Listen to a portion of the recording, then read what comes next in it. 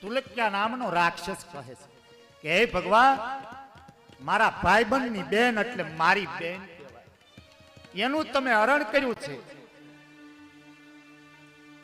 એટલે મારે વારે આવવું પડે અને તમે મને મારો.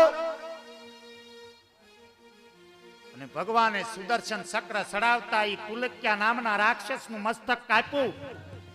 આજનું આપણે ગિરનાર કહેવાય, એ ગિરનારની તળેટીએ ભગવાને એ તુલક્યા નામના રાક્ષસનું મસ્તક કાપ્યું. મસ્તક કહે છે કે હું તો મારી બેનની વારે આવ્યો છું, મારો કોઈ વાત ગુનો નથી.